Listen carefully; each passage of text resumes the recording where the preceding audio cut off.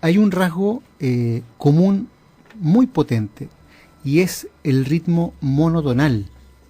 Hay un solo tono alimentando lo que nosotros llamaríamos acá las sílabas de esta expresión poética. Ese rasgo, que es el que permite a los pueblos fueguinos acompañar de instrumentos musicales generalmente de percusión y de silbido vocal, estas interpretaciones tienen además la otra característica importante de que en ellas aparece un personaje central, por ejemplo, la luna, por ejemplo, el sol, por ejemplo, un árbol, etc. Estos dos elementos, uno de contenido y otro de forma, entendiendo por el de forma el monotonal, ha hecho pensar a muchos historiadores que con ello se refuerza justamente la tesis de un poblamiento americano procedente de Oceanía. Eso que parecía hace menos de un siglo una hipótesis extremadamente aventurada, incluso arbitraria, ha terminado en las últimas décadas fortaleciéndose, no en sustitución del poblamiento por el norte, sino en forma paralela. Todavía queda mucho que decir, pero fíjense lo importante que es el estudio de la literatura para la reconstrucción de la historia humana, en este caso del poblamiento. Eso en cuanto a la poética. Respecto de la narrativa, hay características bien fundamentales. Desde luego decir que en general esta narrativa se refiere no al cuento, sino al mito, por una parte, y la leyenda, por otra. Y que esos mitos y leyendas contados y cantados por estos tres pueblos se van a nutrir de ciertos niveles de reiteración.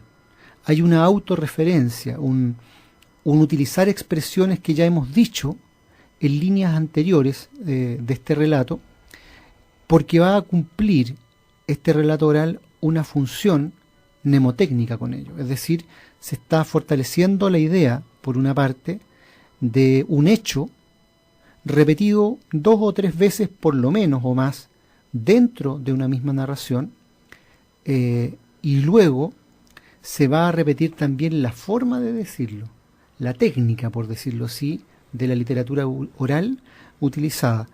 En el caso de los Cahuéscar, hay trabajos etnográficos recientes que dicen que la literatura oral se siguió transmitiendo y se ha conservado hasta el presente, aunque en la actualidad se conserva de forma mucho más fragmentada, y eso se debe a que los grandes estudiosos de comienzos y mediados del siglo XX ya se encontraron con los últimos Cahuéscar, ¿verdad?, que no dominaban estrictamente todos los mitos y leyendas de estos pueblos. Entonces son más bien testigos para la antropología, más que solamente para la reconstrucción literaria. Y sí tenemos que decir que la literatura Cahuéscar se divide en textos míticos y no míticos. Los primeros contienen formas canónicas, mientras que los otros son más bien libres en su forma. No se trata de textos espontáneos, tienen como objetivo recuperar ciertos acontecimientos que las generaciones venideras deben recoger para su sobrevivencia. Entonces aquí la literatura aparece en estos pueblos de tradición oral absolutamente emparentada con la realidad cotidiana. En el caso de los yámanas, las manifestaciones culturales de este pueblo estuvieron dadas por trabajos manuales, es decir, el trabajo manual como síntesis narrativa. Allí donde uno ve la construcción de una artesanía, en realidad también hay la narración de un hecho, como podríamos decir, por ejemplo, de las artesanías mayas también.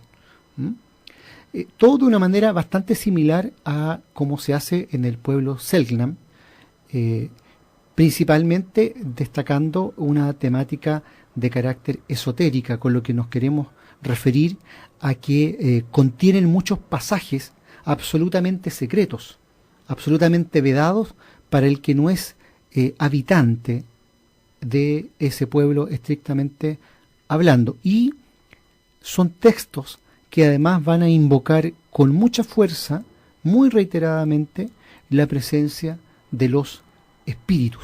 Cuando llegaron los conquistadores, trataron de adaptar la literatura, sobre todo narrativa, de estos pueblos a la idea de Dios o de los dioses. Pero no, estos pueblos van a creer fundamentalmente en espíritus, es decir, en procesos de abstracción de habitantes que estuvieron efectivamente ahí históricamente con ellos y en un pasado relativamente reciente, salvo algunos casos. Me gustaría compartir ahora con los auditores un extracto de un texto de Lola Kiepja.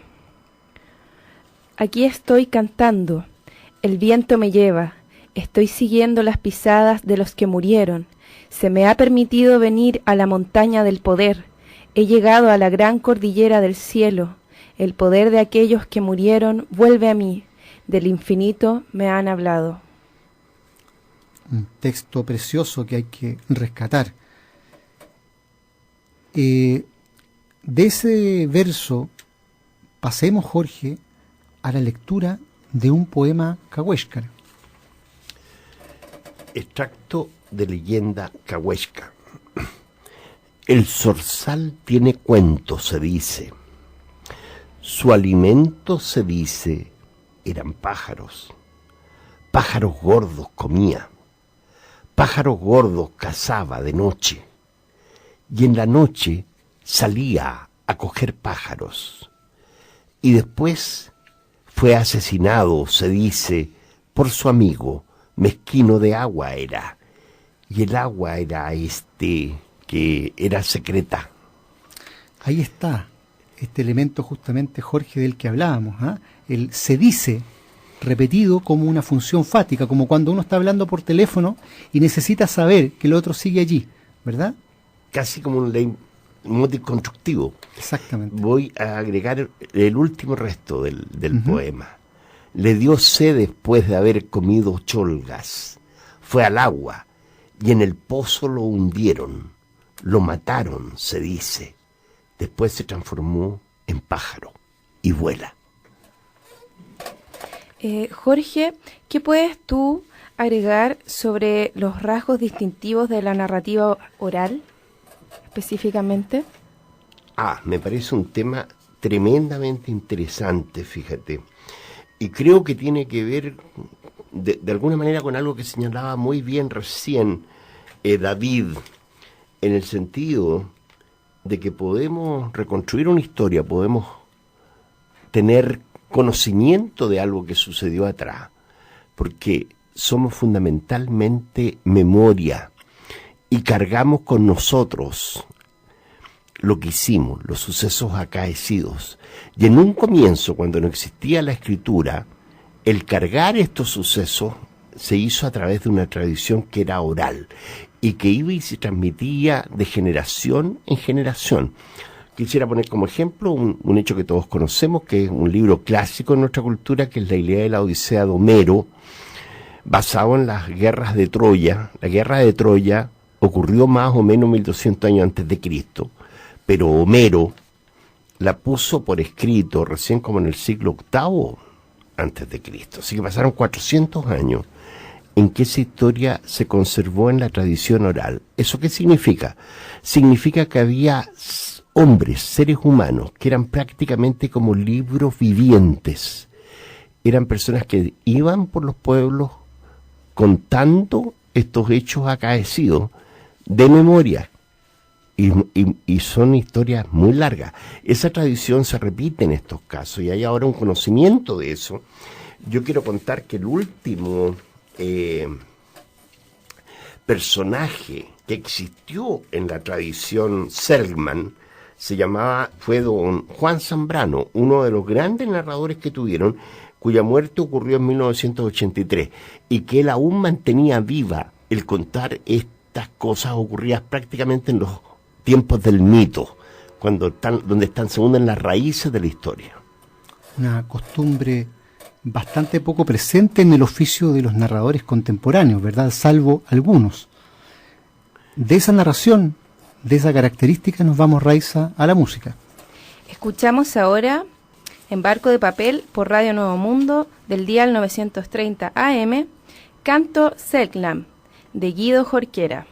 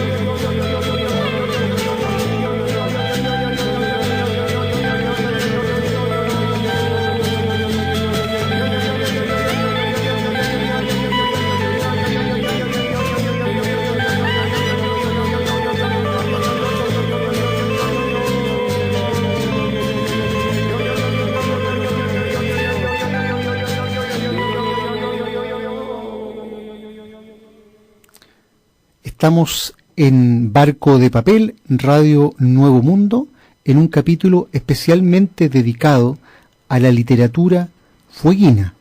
Y en ese marco, Raiza, te quería pedir que compartieras con los auditores la lectura de una leyenda cahuéscar. Cuento de la mujer luna.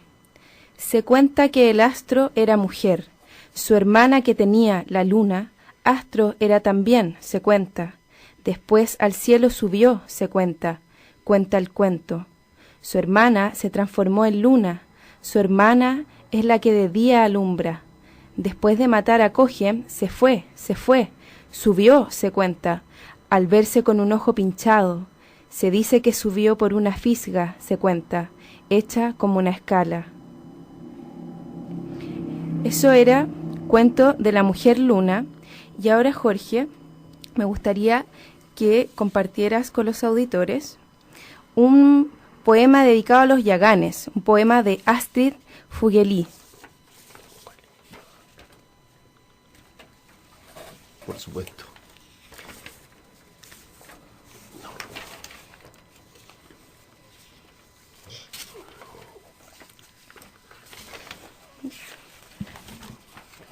Es el poema que Ahora, vamos a leer a continuación, entonces, de Astrid Fugelí.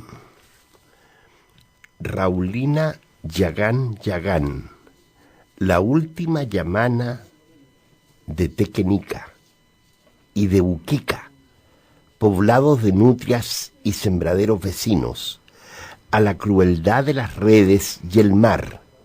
Murió un 17 de abril de 1987.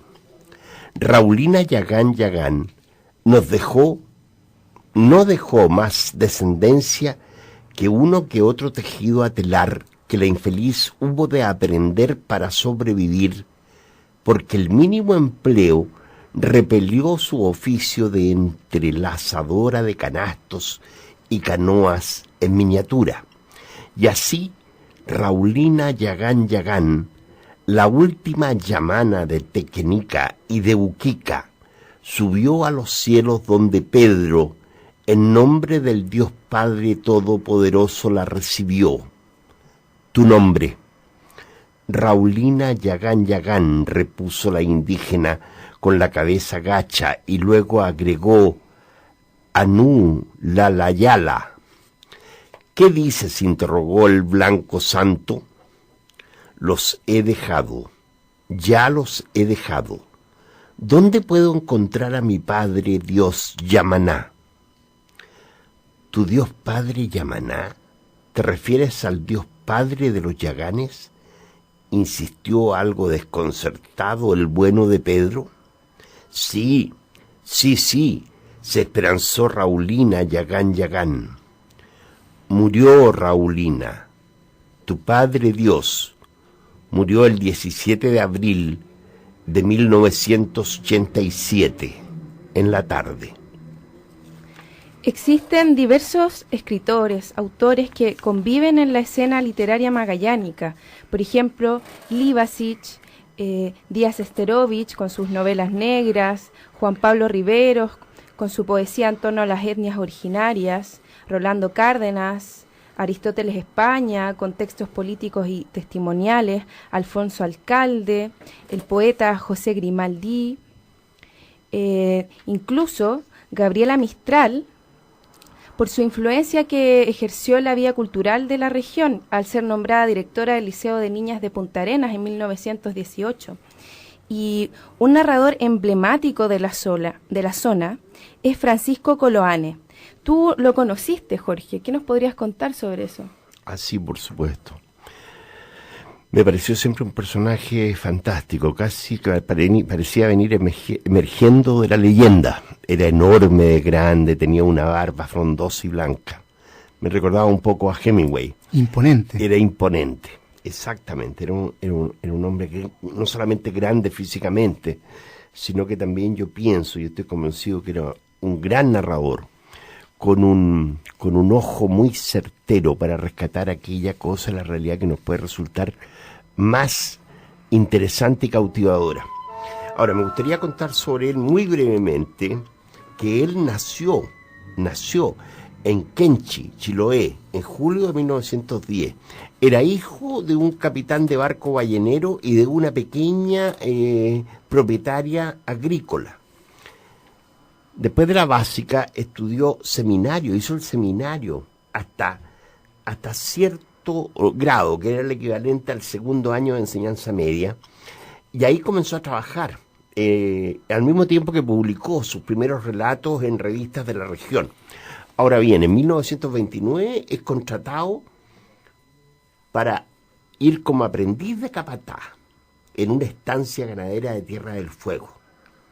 Trabajó también como escribiente en la Armada de Chile y formó parte de expediciones que se internaron en la región magallánica en busca de petróleo. Todas estas experiencias constituyen la base de lo que posteriormente va a ser su tema narrativo, su temática que él va a desarrollar, donde predomina fundamentalmente la constante lucha del hombre por sobrevivir en un ambiente inhóspito y en la soledad del mar. Se le sitúa en la generación del 38 y es un prosista de fuste. Publicó obras como Cabo de Horno y El último grumete de la Baquedano, Golfo de Pena, El chilote Otey, que es un cuento. Y pienso que su figura con el tiempo se acrecenta. Hoy día creo que se le considera mucho más que antes. Sus obras están siendo constantemente reeditadas y han tenido un gran éxito de venta últimamente en Francia, por lo que se sabe, en donde la crítica europea lo pone junto a escritores como Jack London y R.L. Stevenson. Pienso que Coloane, para dar una clara muestra de su calidad literaria, les quiero leer un pequeño párrafo de Tierra del Fuego. Una brisa humana en la que hacía mucho tiempo no se refrescaban sus corazones, fue poco a poco invadiendo la vida de aquellos dos hombres en ese apartado rincón de la orilla oriental de la Tierra del Fuego. A menudo iban a cazar focas de un pelo que llegaban con sus cachorros desde el mar austral. Sus pieles les servían de abrigo y de alimento la carne de los animales nuevos, muertos de un solo garrotazo en la trompa. A medida que avanzaba la empolladura, los huevos comestibles de gaviotas se habían hecho más escasos, y éstas peligrosas en la defensa de sus nidos. Mientras uno se agachaba a recoger los huevos, el otro debía estar borneando permanentemente un rebenque o un palo para defenderse de las aves que furiosas se lanzaban en bandada contra los que les robaban. Eran millares de aves que tachonaban el cielo de aletazos y graznidos que en ocasiones se volvían tan amenazantes que tenían que suspender la recogida y colocarse espalda contra espalda para poder defenderse a rebencazos de los picotazos. Pero las abutardas y caiquenes reemplazaron con creces a las gaviotas. Llegaban también por millares, y entre el pasto coirón los nidos abundaban con 15, 20 y más huevos cada uno, del tamaño de los de un ganso, los de los caiquenes, y del de una gallina, los de las abutardas, y del mismo sabor que los de esas aves de corral. El caiquén era fácil de cazar, pues dejaba que se le acercaran de a caballo, pero no de a pie. Notable, Jorge, la atmósfera que logra recrear Coloane, pero además con un vocabulario que va de poco a poco deslizando en la historia narrativa, el mundo imaginado que está detrás de esa realidad. Es impresionante cómo en pleno siglo XX Coloane logra vincular su narrativa con esa tradición fueguina de la que hablábamos en los bloques anteriores del programa. De esa tradición nos vamos de nuevo a la música, Raiza. Llega ahora a Barco de Papel, por Radio Nuevo Mundo, los cantos tradicionales de Keyuk, Lola Kiepja y Millelquín.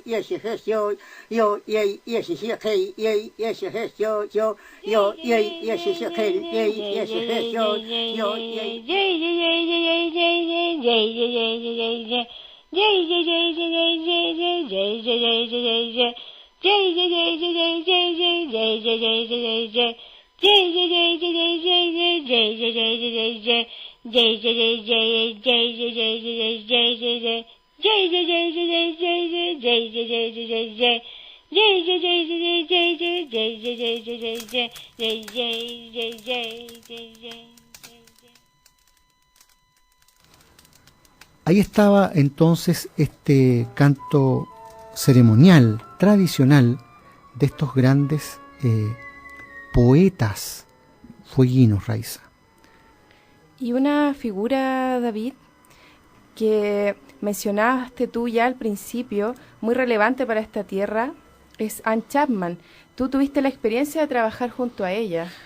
Así es, esta notable y paciente antropóloga estadounidense, que durante 2 décadas, desde el año 65, hizo trabajo de campo en toda la Tierra del Fuego, es decir, en el lado chileno y en el lado argentino, investigando y recopilando la oralidad de estos pueblos, en particular de los Selknam.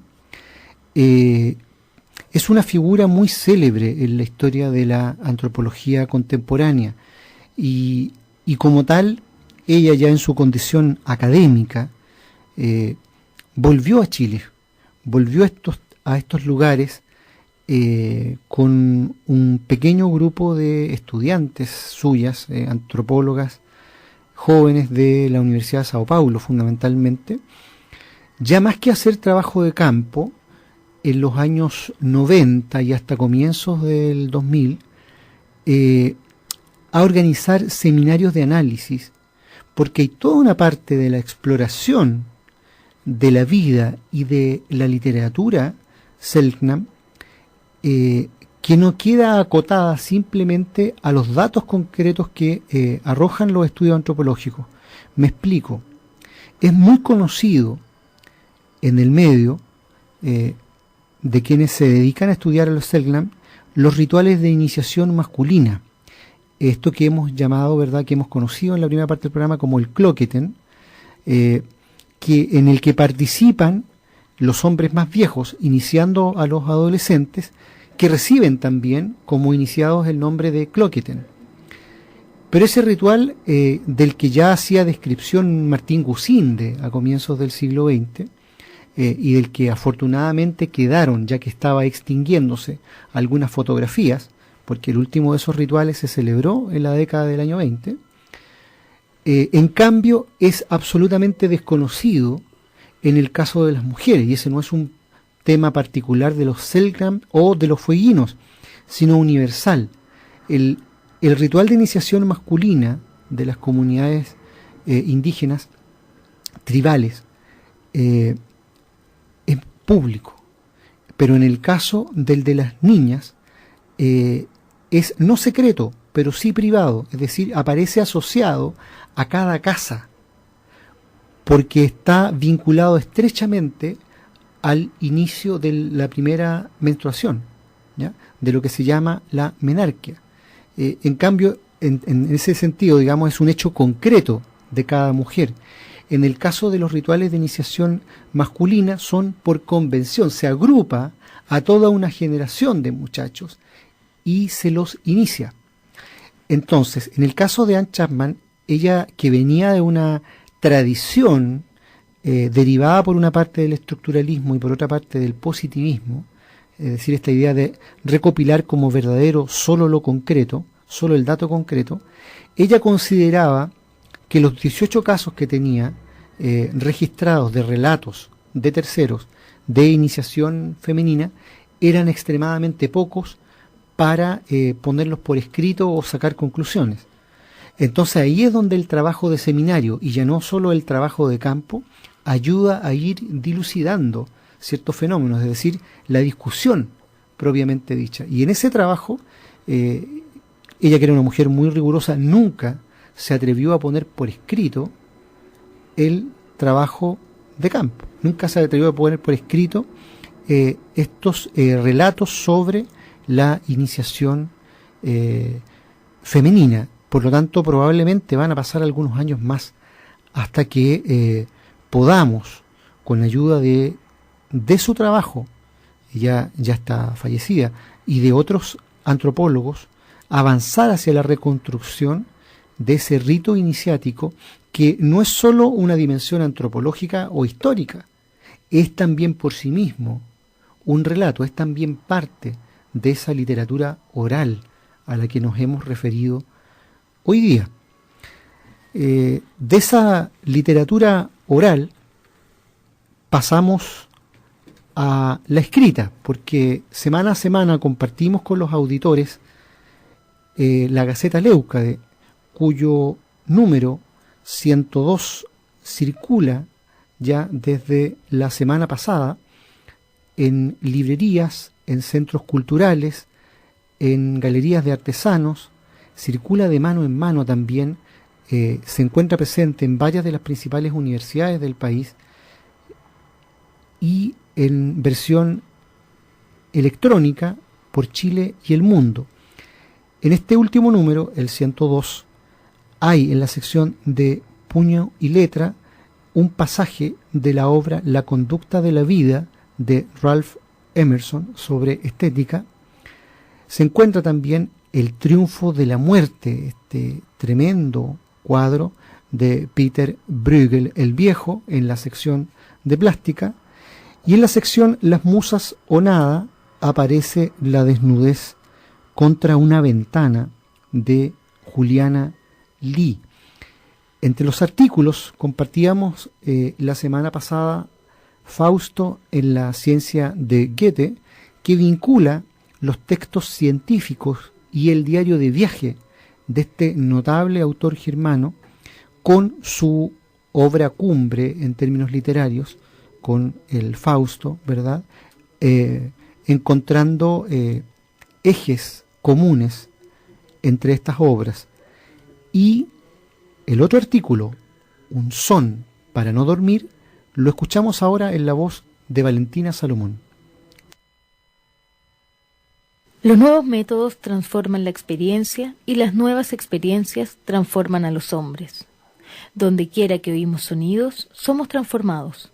No somos los mismos, y esto es más evidente cuando escuchamos sonidos organizados, o sea, música. Así sentenciaba Karl-Heinz Stockhausen en el documental Tuning In, realizado por la BBC. Detrás de su consigna se inspira, particularmente, la corriente conocida como Krautrock. Kraut, que significa repollo, fue un mote acuñado por la crítica inglesa para aludir a la resistencia organizada en los años 60 y 70 en territorio teutón respecto de la tradición musical. El artista inspiró a los precursores de este movimiento con sus obras Elektronische Musik y Gesang der Jünglinge. Es más, ellos se formaron con él estudiando detenidamente las piezas de Pierre Boulez, Karel Geiberts y John Cage. Stockhausen quiso romper con los paradigmas puristas promovidos por diversos autores. Motivado por la idea de llevar la experiencia más allá de sus límites estéticos, desarrollaría un modelo de integración de los sonidos cultos, la acústica de sintetización tecnológica y aquella que ofrece reminiscencias de los fenómenos de la naturaleza. Mientras el proceso creativo en Occidente había evolucionado de uno a otro enfoque nociológico, desde el empirismo baconiano hasta el verificacionismo del Círculo de Viena, la consigna vanguardista del siglo XX consistía en trabajar, sin mediación alguna, con la realidad. El Krautrock quiso sobrepasar la obra de su abuelo, y según algunos de sus pioneros, el camino posterior se denominaba Kosmische Musik, que en lugar de buscar, como Claudio Ptolomeo o Johannes Kepler, correspondencias armónicas entre el latir humano y el de las máquinas, intentaría emular el sonido que encarna el cosmos. El Krautrock desbordó la construcción teórica del compositor alemán, abundando en el uso de nuevas tecnologías sónicas sin distinción de estilos musicales e integrando elementos artísticos que van desde el fluxus a la literatura psicodélica. A partir de ello, sus exponentes profesaron una introspección en la raza humana desde los contornos de la sonoridad. La representación de estados del cosmos, a veces con un lenguaje como ese rock que vino en boga desde The Beatles en el caso de las bandas Can y Faust, otras, lejos de la manifestación cotidiana de la realidad, con Tangerine Dream. En su afán por abarcar la totalidad como un instrumento para crear, pretendieron, como Michel de Montaigne en sus Essays, devolver al ser humano a su posición en el orbe. El krautrock entonces se viste desde la experimentación como la arquitectura de una representación del orden en el vertiginoso siglo XX. Su empeño descansa en el uso de la percepción auditiva para encantar al entendimiento, para que la razón no duerma, para que nazcan monstruos y con ellos instigar a una revaloración del autocultivo espiritual. Eso fue Un son para no dormir, leído por Valentina Salomón. Este artículo se encuentra en el último número de la Gaceta Leucade. Y sobre la misma Gaceta yo recuerdo, David, que en ella se han abordado en distintos artículos la temática fueguina, nos acercaba a su mitología, a su literatura. Así es, para los auditores que quieran rastrear un poco esa información, aprovechando que en nuestras redes sociales, en Tumblr y en Facebook, están disponibles todos los artículos publicados en estos casi 5 años ya de Gaceta Leucade, decirles que uno de los primeros lo dedicamos a relacionar el ritmo y la métrica del pueblo cahuéscar con la métrica, el ritmo y la musicalidad de los poemas arcaicos de la gran Safo de Lesbos. Ahí hay, por ejemplo, un ejercicio de comparación entre lo que ocurre en esta Tierra del Fuego y lo que ocurre con la tradición clásica occidental antigua. El otro artículo que hace referencia a esto que mencionaba yo sobre el carácter generalmente privado de los rituales de iniciación femenina en los 5 continentes está abordado en un artículo justamente sobre antropología que se llama Nadie vio a la luna en su menarquia, también de la Gaceta de Estética Leucade, como muy bien decías tú. Quería comentar que esta última semana en materia literaria, Jorge, ha estado bastante nutrida en lo que a este equipo por lo menos respecta y en lo que también nos interesa a todos los que estamos vinculados a las letras y a las artes. La semana pasada, por ejemplo, el miércoles, pero después de la emisión de nuestro programa anterior, me tocó participar en un recital de poesía invitado por el Centro Cultural de España. La verdad es que fue una jornada preciosa y maratónica en la que me tocó recitar por una parte, pero por otra participar en una mesa redonda que vincula la poesía con la filosofía y la estética. Yo creo que un ejercicio de tertulia que uno debe agradecer a los anfitriones de este evento, a Manuel Andros, en el Centro Cultural de España, porque de eso se trata, justamente de azuzar el debate en torno a estas materias. Por otra parte, decir que anoche en la Casa del Escritor, en la sede de la Sociedad de Escritores de Chile, tuvo lugar una interesante conferencia que vincula la poética de Pablo de Roca con la tradición literaria, pero también histórica de España. Ahí hay elementos sumamente relevantes, no solo el que hace coincidir el trabajo de Pablo de Roca con el de Neruda y Huidobro, a pesar de la guerrilla literaria, en términos de solidarizar con la causa republicana y repudiar, ¿verdad?, a lo que de Roca llamaba la bestia fascista en aquellos años, sino también claves que aparecen en su propia literatura, en sus propios poemas.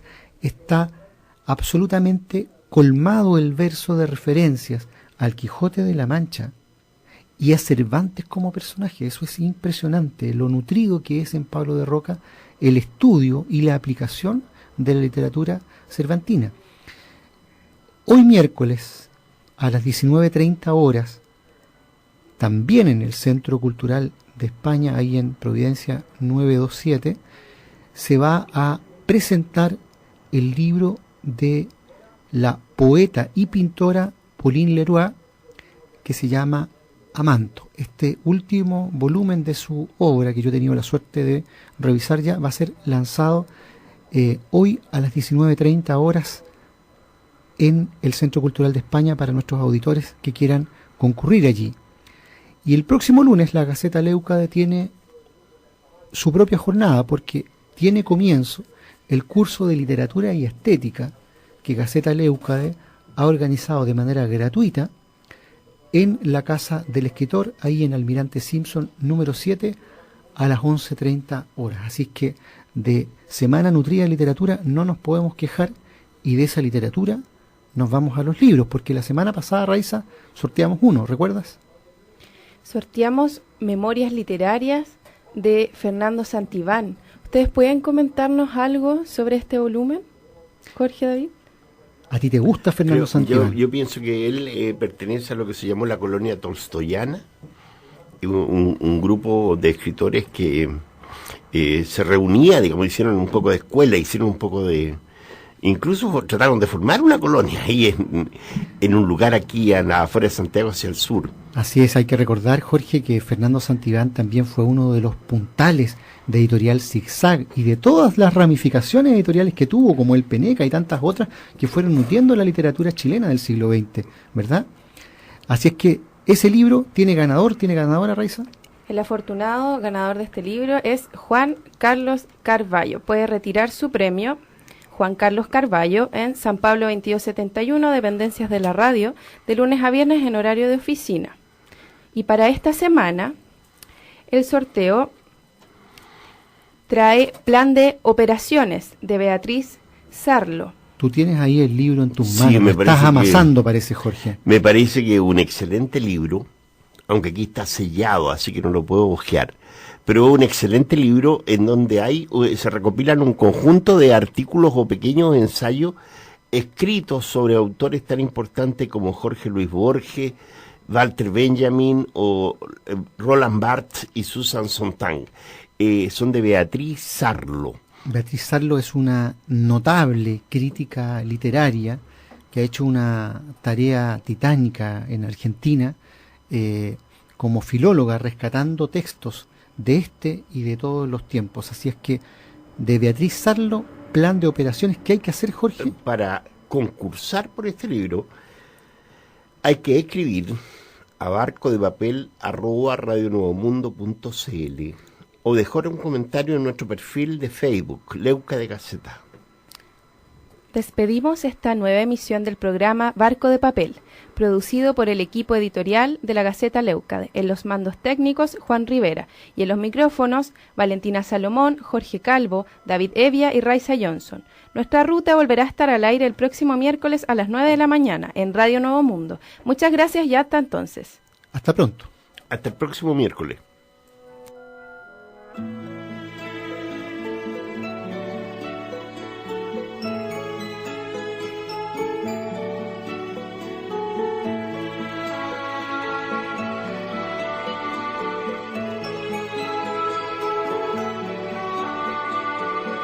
Barquito de papel. En Radio Nuevo Mundo, 930 amplitud modulada y por el www.radionuevomundo.cl. Finaliza el programa Barco de Papel, un espacio que aborda la literatura desde todas las esquinas del arte. Nos encontramos en una nueva edición. Hasta pronto.